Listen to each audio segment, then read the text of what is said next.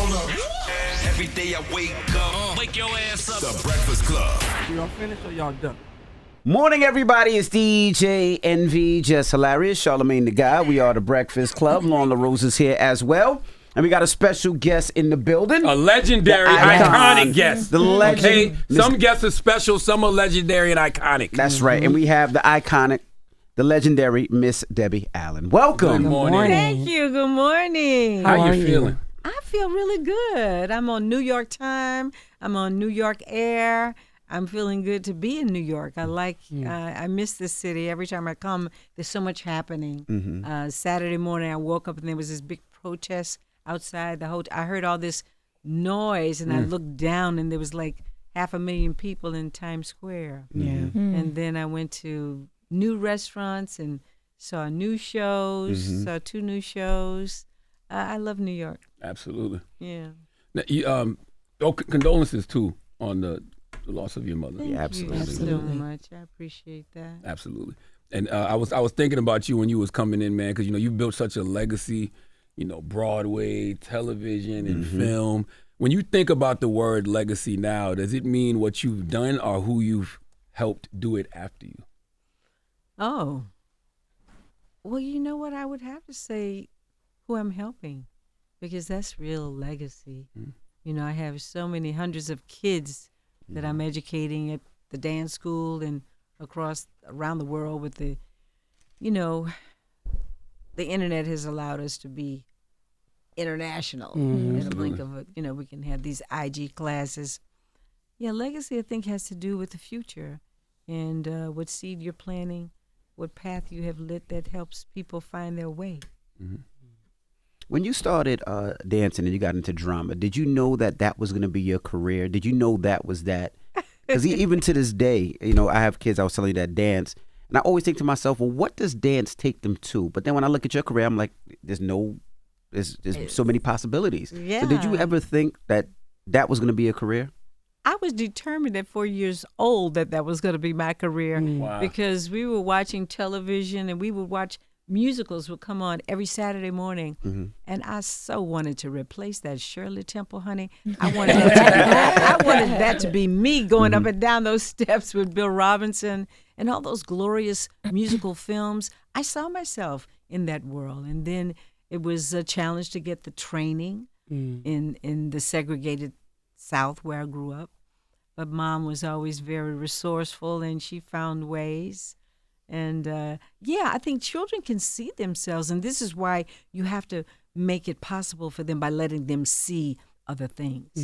I remember when Mom wouldn't let me go to the circus because she wanted me to go and see this East Indian dance company. And I was kicking and screaming. I wanted to see those clowns and those lions.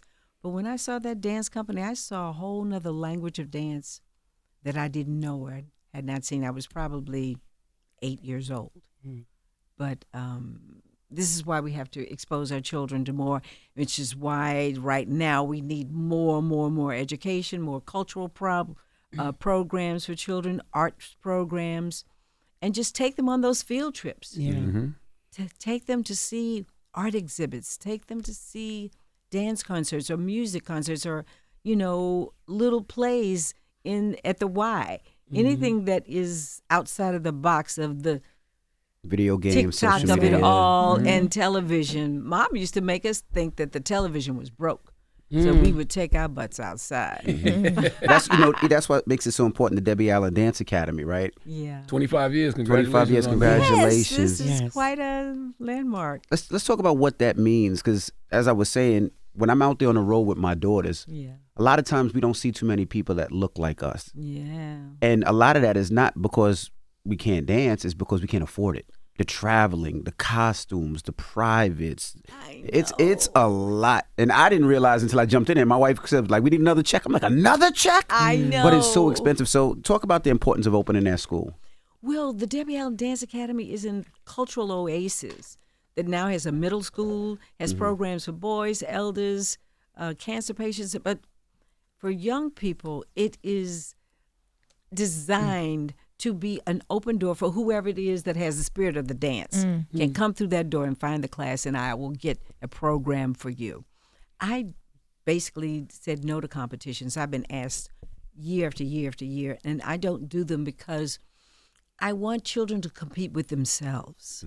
I want them to be in the classroom. I want them to be in the dance studio and see where am I? Did I do that turn? Can I balance? Can I do the passe? Can I, what is it that I'm learning? Can I do that tap break? And I think it's great, like you say, the competition world is a great experience. It teaches children performance and a lot of things, and does cost a lot of money. And so it would be not possible for so many of us. It's just not possible. So where I'm living, I am raising money every minute of my waking life to give more opportunity to the kids. I mean, right now it's very difficult with all the foolishness that's going on in Washington. Lord have mercy. The foolishness that's going on with the nonprofit world. I mean, you can't even write a grant now and say you're, focused on brown and black children. You can't even say that. You can't say you're dealing with disabled. You can't, there's so many, this is ridiculous. So it means that we're going to just become more grassroots the way we were in the 50s, honey, because that's what it was. It was, you have to get your community together, and there's a big community of diverse people who want to see the arts prevail and programs prevail, because that's the future. What the creativity that it takes to create a ballet like Revelations is the same creativity that will cure cancer. It's the same part of your brain that we are developing. Creativity. You have to think outside the box to figure these things out and to come to some, understanding or level of accomplishment. And to me, creativity is the closest you can be to God, is to be creative. So the Debbie Allen Dance Academy is a real purpose in my life, in my husband Norman Nixon's life, my daughter's life, my son, the whole community. We have a community of parents and people who love us, and nationwide, because we have to, throw that tin cup out there everywhere. I mean, if I could say 1 million people just send me $2, it would help us get through a whole year of programming and opportunity. We have a program called Sons of Dada, and that's for the boys. I have more boys in my school than any school, I bet, in America. I don't make them wear the tights.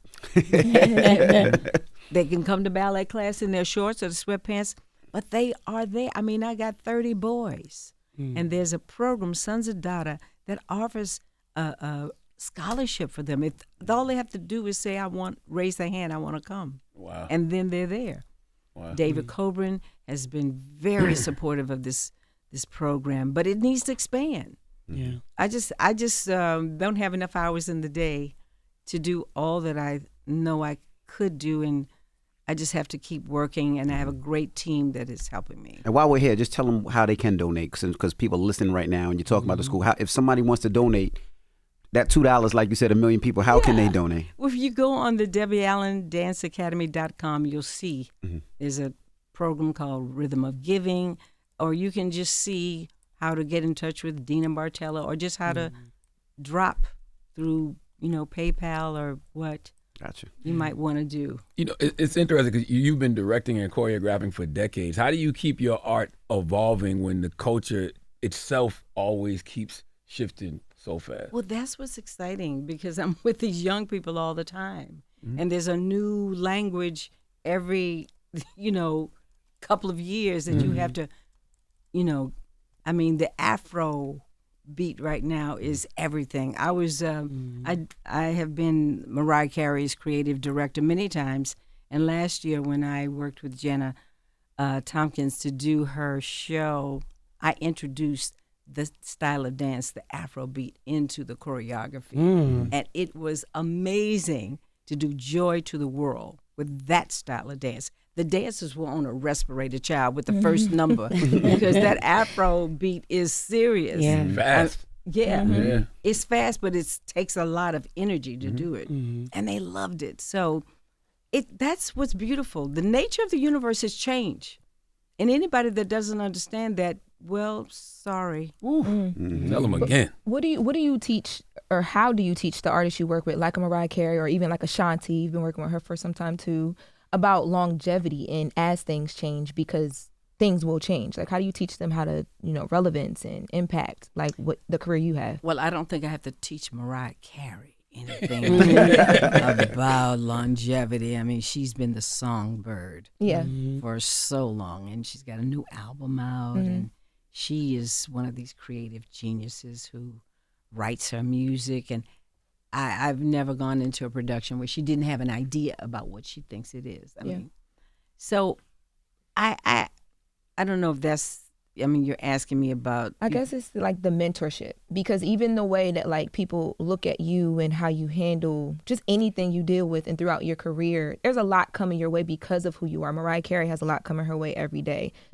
I guess I'm asking what the mentorship between you and these women or men that you're working with that are these big stars, what does that look like? It's very personal. It's very personal. I think part of what I bring wherever I'm working is a motherhood, embrace, push, knowledge idea. I mean, I just said a lot of things that I don't know if you got all that, but when people work with me, they know that I come with a huge experience in many things, and sometimes it's very intimidating to people. I've had some battles that you would be surprised, and I think it has a lot to do with my expertise and ability. I'm an executive producing director of Grey's Anatomy. We're in season 22. We, Shonda Rhimes put me there to be an integral part of keeping that show energetic and moving, and I hire all the directors. I hire new directors. Felicia Rashad just became a director on Grey's Anatomy. You heard about her? Yeah, She's becoming director. Yeah, she's a new one. Yeah, we kind of like her. But there to work with incredible showrunner Meg Marinis, who I read every outline. I'm part of the casting. And I've worked with DPs who are brilliant. I produced the movie Amistad with Steven Spielberg, which will always be a big, big accomplishment for all of us. It's not just me, for all of us to get that movie made. You'd be hard-pressed to do it today, the way things are going. But I have such a wealth of experience. That is a big thing that I bring. So I see things very quickly. Yes. I can make decisions very quickly. I'm here doing auditions for Joe Turner's Come and Gone, and I'm seeing such wonderful new talent that I had not known before. But even in that process, I can see immediately this one has the potential. This one is talented, but not right for this part. I mean, it's just experience. Yeah, I love people who got intention. You said at 4 years old, you knew you wanted to do dance. Yeah, I did. How did that lead to something like fame? Fame? Yeah. Well, because I stayed the course and I went and studied and did the work. I've been taking dance class my whole life. I was here at the New York School of Ballet. Richard Thomas, John Boy on the Waltons, his dad and mom had the best ballet school here in New York, the New York School of Ballet. And I was like a little, urchin trucking around the streets and bought my dance card. And in my class, I'd look up and Rudolf Nureyev would be in the class, or Mikhail Baryshnikov would be in the class, Margot Fontaine. These are icons in the world of ballet. And then right across town, there's Alvin Ailey. Wow. Alvin Ailey, I don't know. I think my effort has proven successful because I've always done the work. When you come up in the dance world, it's like being an athlete. yeah. That's why Kobe Bryant and I were friends. He loved dance, and we had a very good relationship. You train. You can't shoot enough. You can't practice enough. Jump shots, whatever they're practicing, those drills that they do to stay in shape. you have to do the work. And this is something young people really need right now to understand. Yeah. That you don't get to get there and stay if you haven't done the work. Misty Copeland, oh my God, Misty Copeland, she's retiring tomorrow night from the American Ballet Theater. Wow. I will be on stage with her. Wow. She invited me to be on stage with her. But this is not an ending, but a beginning of what else she's going to do. Yeah. But she trained. I've had parents come in, your daughter's in dance, and I've had parents say, well, my daughter, she's just Miss Allen. She just feels like, she's doing the same thing all the time. I said, because she needs to. Yeah. She has to learn how to point that foot, turn out, passe. Damn it. Now, you said you and Kobe were friends. How did y'all get tight? How did y'all get so cool? Well, Kobe actually grew up in Italy. Fame was one of the biggest shows internationally. Italy, I still can't walk down the street. It was that popular. So I came to a Laker game, and he was on the court, and he looked at me, and he was like, and I was like, I'm looking at him like, oh, wow, Kobe. And then that admiration was there. And then years later, he actually was interested in learning how to tap dance. Really? Oh, wow. Did you teach him? Well, we didn't get to that, but we were going to get to that. And it was Michael Jackson's death that really kind of brought us closer, because Michael was somebody that I was very close to. And I was talking about Michael on television and saying he practiced. I said he was like Kobe Bryant. I said that in an interview. And then Kobe called me and said, Debbie, Michael and I were friends. I was like, what? He and Michael had become friends. And so we started talking, and he was writing these incredible books, and we were making plans to turn one of his books into the most incredible Broadway show you've ever. Oh, wow. We were making plans. He had a whole universe that he was creating with animators and composers, and he brought me in because he respected what I do and what we could do together. And when we were building the Debbie Allen Dance Academy, which is now the Rhymes Performing Arts Center, because Shonda Rhimes gifted us the building, which was amazing, amazing. But we had to raise a lot of money to build it. And so we took a meeting, and Kobe was the first one. He put $1 million towards building the Debbie Allen Dance Academy. Wow. And now we have a wall called the Kobe Bryant Wall of Light that has all the donors and his name at the top of that.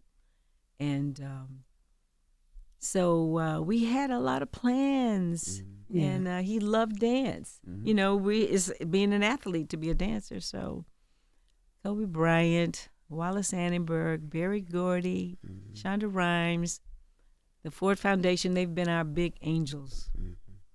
Outside of the discipline that you just talked about and doing the work, what else did your role as Lydia in Fame teach you that like served you so well for the rest of your career? Well, I actually got an opportunity to create these dances. And as a child, I was watching them in the movies. I was watching the movie. Now I was able to be in charge of what the camera was doing. And I had all of these ideas from when I was 4 years old. And so on Fame, I worked with one of the old jacks, Bill Spencer. He had been the A camera operator on all those big MGM musicals. And he used to say, oh, kid, we can't do this, we can't do that. I said, why, Bill? And then if he couldn't give me an answer, then he would go figure it out. So we became friends. So Fame was like going to graduate school. It was like getting a PhD in directing, because it was new. Nobody was there to tell us or to tell me how to make this work week to week to week. I had to figure it out. And then one day he took me in the archives of MGM, because I used to write dance notes so people would understand it would say the music, how long it is, what the action was, what the choreo, what the camera shot is. He took me in the archives of the MGM musicals from back in the day and showed me that's what they did too. And nobody taught me. It was just a way to communicate. So fame really set me up to do everything that I'm doing right now, all the way. And now, I've heard you say dance is storytelling with the body. Yeah. Damn, expound on that a little bit. Well, you know, in the dance world, you don't have words. You're not singing. You're through your physical being expressing what is the story. You're expressing love. You're expressing joy, anger. It's, I think, the most ancient of all art forms is dance. Because when you look at ancient civilizations, before they could write or could know the language, they were stamping on the ground for rain, for harvest, birth, movement, that proclaiming your existence on this earth, that dance. And it goes back to Mother Africa, where we were stamping on that ground. Boom, boom, boom, boom. I mean, that's the beginning. That's the beginning. That's the one. That's what Jason Samuel Smith, it's the one. Yeah. So is it about the movement or the perfection? Stop, Like, please. I, ain't You got, I stop. feel You they always stop. tell me You I ain't got stop. no rhythm, but I feel it. Yeah, You know what I'm saying? do it again. You know, The movement it's or like, what? but what is it? Is it the movement or the perfection? Like, what is It's it? all of that, but it's that spirit. See, the spirit in you is what makes you move like that. That is something that's in your blood memory. That's your DNA speaking. That's the universe telling you what you already know. It's It's that call and response. Yeah, it's there. We all have it. We all have it. Who was the most difficult person to teach how to dance? That was like, they just don't have it. Now, you know I can't say people's names. You know that would be so wrong. Okay, but let's change it. Who was the hardest to teach because they just were so good and needed to be pushed to the next level then? Oh. I've had students, some that you might not know. Are you talking about people that I work with professionally? Yes. Well, let me put it this way. I worked with Sammy Davis Jr. He did a special with me. I've never seen anybody like him. I could show him something one time, and he did it. He was incredible. So it was difficult to do much because he'd be like, okay, kid, what else you got? All right, Sammy, I'm done now. I think I'm good. It was a challenge for me to work with him. Wow. He don't get discussed enough. I don't feel like Sammy gets discussed enough. You know, there's an effort to do plays and movies about him. I know Lena Waithe has one she's working on, and I'm excited that she's thinking about making it into a show. We were working on a Broadway show called Sammy with the original people that did all his music and everything. And I did a workshop of this years ago. This might have been, oh my God, it had to be almost 20 years ago. And in that workshop, everybody came because it was about Sammy. We raised $1 million that day to do the show, and it didn't go forward because the people that were in charge of the script just couldn't understand that we needed to whittle it down. It was, when you have a life story that's that full, I mean, Josephine Baker, it was a miniseries. Yeah. Or either you have to figure out what part of their life are you going to tell. Because I worked with Bob Fosse in Sweet Charity, and he told me, and I believed him, and I learned that from him, kid, if anything over 3 hours is too long. Too long, baby. But Sammy is someone that he's one of the most legendary and incredible artists to ever step on a stage. As a child, you can look at that film of him when he's 5. It exists. He was a dear man who had quite a struggle in his lifetime. Yeah. Barbie is honoring you Yes. with your own tribute doll. Hey. What went through your mind when you first got that call? I'm assuming that you're getting your own Barbie doll. I know. It was like getting an Oscar. It was like, because I grew up in Texas and we didn't have any dolls that looked like us at all. And I was big on playing with my dolls, and I knew about the Barbie tribute collection. And I was so excited when they made Shonda Rhimes the Barbie doll. Yeah. And I was just loving that, and Misty Copeland. But then when they called to say they wanted to make me one, I just was so touched because I knew this had more to do with young people than anybody. Yeah. Although all of my older friends are buying them up, child. That's who's buying them up. But the kids, I showed this doll to some of the students in my school. I actually videotaped it.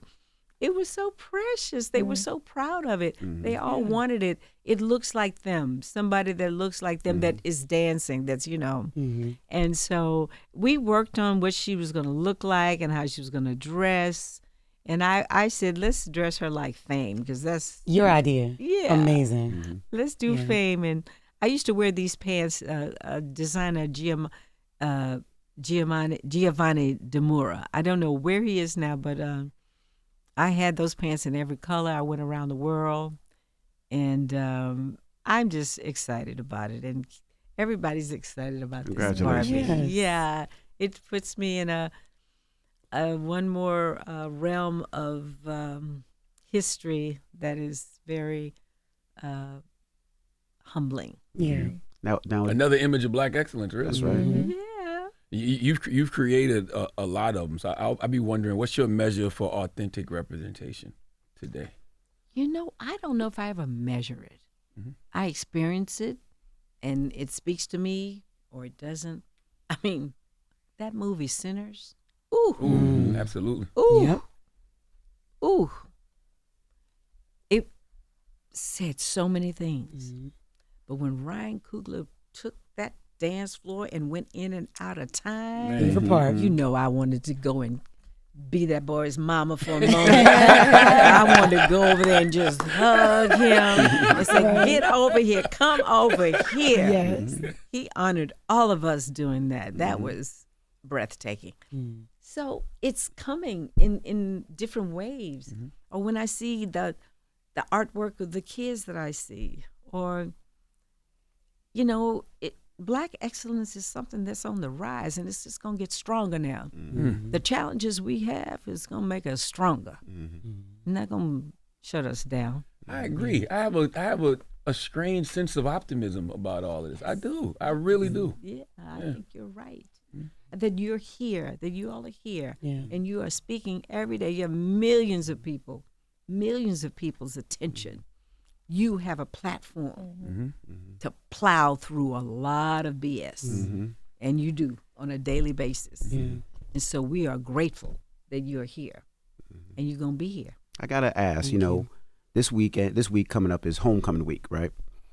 A Different World was the reason why I went to HBCU. I got to see it. I seen what it was, so I have to ask. She is not going to teach you a 1-2 1-2 to go do at the A homecoming. Different World was based off of what college? Oh, Based off of what college? Now, this is every HBCU talks about it. Okay, so let me say this. A Different World existed for a year before I got there. And I was brought in by the creative, the executives, to come and see what was wrong and fix it. And I did, because I had that HBCU experience, which none of the people there had. I went to Howard University. Sorry. And Howard University. I'm sorry for both of y'all, because Delaware State University is where it's at. Sorry. It's Hampton. I'm We're sorry. HBCU grads. Well, Hampton is great. I'm just messing with you. Just messing with you. But, you know, Howard, we were the first school to take over the A building, the school, because we were demanding Black studies. We pulled up the gate and threw it on the dean's desk. Ewart Brown led us. I had my big afro child, and I was all up in there, honey, all up in it. 2 months later, you know, we didn't think about dying or nothing like that. The parents were sending us orange juice and boiled eggs and begging us to come out. We're going to come out when we get what we want.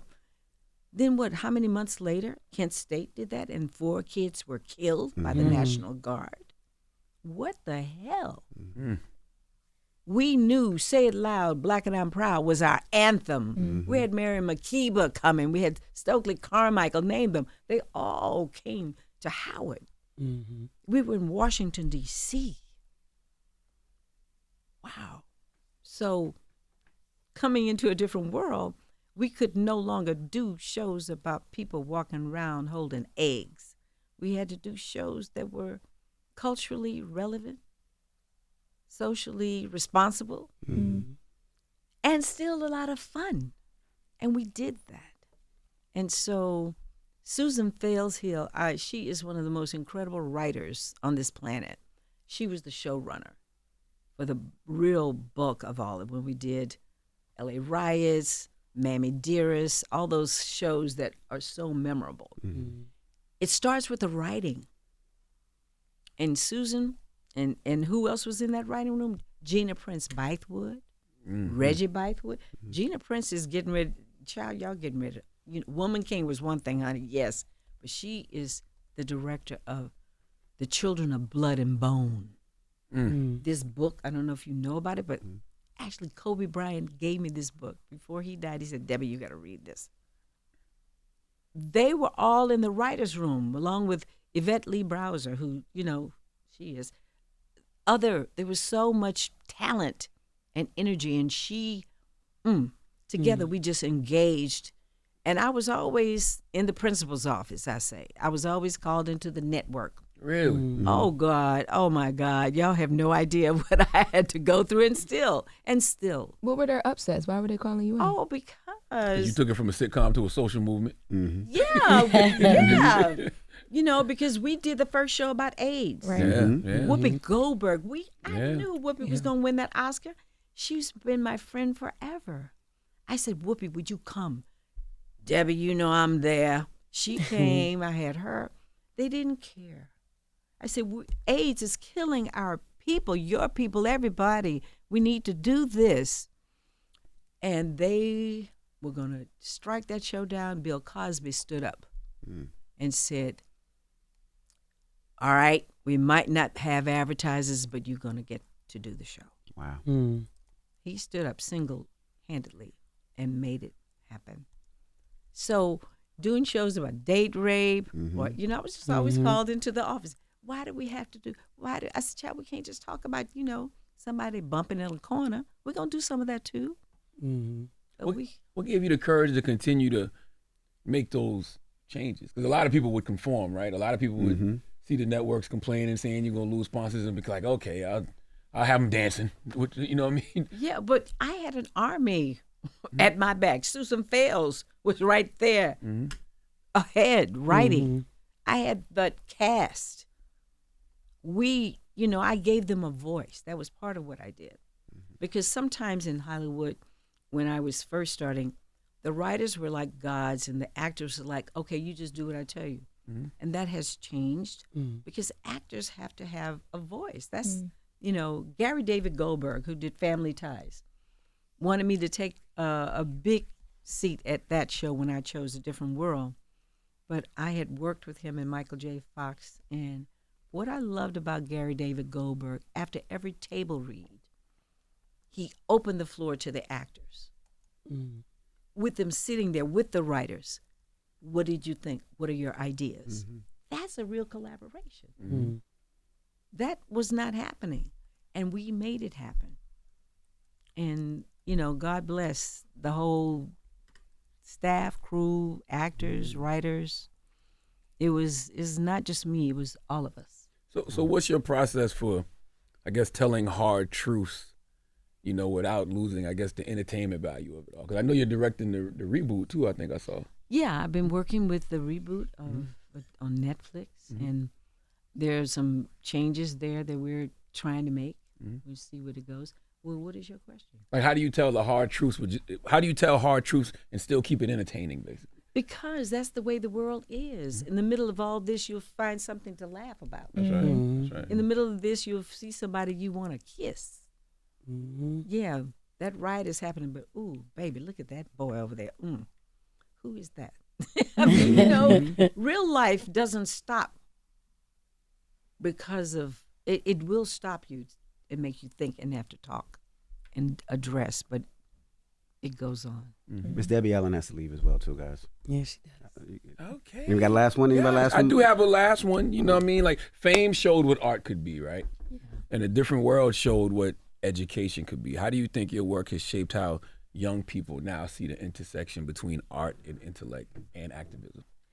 That's such a good question, and I appreciate that question because Netflix just rebooted A Different World, the original on, and a lot of people are talking to me and asking me, but the mind of young people, the curiosity is what you want. You want them to be curious, and I think when they see these shows, when they see me and I make myself accessible, they feel like they could do something too. That's what it's about. They could do something too. I'm still learning. I'm still at this ripe old age. I'm getting ready to direct August Wilson's Joe Turner's Come and Gone on Broadway in the spring. Wow. And I am in school because you can't come up there. It's like you can't direct Shakespeare if you don't understand the language, the period. I am up in the August Wilson School of Thought, deep. So by the time we open in April, that show's going to be amazing. But Ooh, I can't wait. it's going to be, Child Tickets go on sale November 5th. I have to say that out loud. Brian Moreland, who actually produced Othello, Denzel's Othello, is our producer. Wow. Amazing. But I'm just saying, I'm still in school. So I'm putting together a whole packet of information about 1911. What was happening? What was the music? Who was president? What was happening in Europe? You got to know all of these things. What was happening not just in Pittsburgh? Where were we with the Great Migration? Where are we with emancipation? Where are we legally with civil rights? You got to do the work. That's right. And I am still doing the work. Yeah. Well, Miss Debbie Allen, have you ever taught a proper twerk? I just want to know. I don't know. You need help? Through all your lessons, no, you need help. Through all your lessons, I just want to know, like, have you ever taught twerkage? Ever? I love that. Well, I don't know if I've taught it, but my husband is always on me to stop doing it. That's all I can So say. you be twerking. Yes, I know that's right. That's why you've been Miss married Debbie. so long. Okay. I That love was the it. secret. Me too. I saw a video. Well, you gotta tell him to stop. I know that's right. He doesn't want me to do it in public. I can do it in the bedroom. I can do it at home, but not out in public. Yes, ma'am. Okay, that's all I Miss I Debbie need. Allen, we appreciate you I for love joining you. us. Thank If you're you. out and about, make sure you pick up her Barbie doll. Also, donate to the school. Yes. And thank you so much. And please don't be a stranger. Anytime you're in the city, pull up on us. Yes. I'll be coming back here to direct that play. I'll come and visit y'all. Yes, Let's ma'am. talk Thank about you. I it. love Broadway, so I would definitely be there to see that play. Me too. Yes. Absolutely. It's Miss Debbie Allen. It's the Breakfast Club. Good morning. Hold up. Every day I wake up, wake your ass up. The Breakfast Club. Y'all finished or y'all done?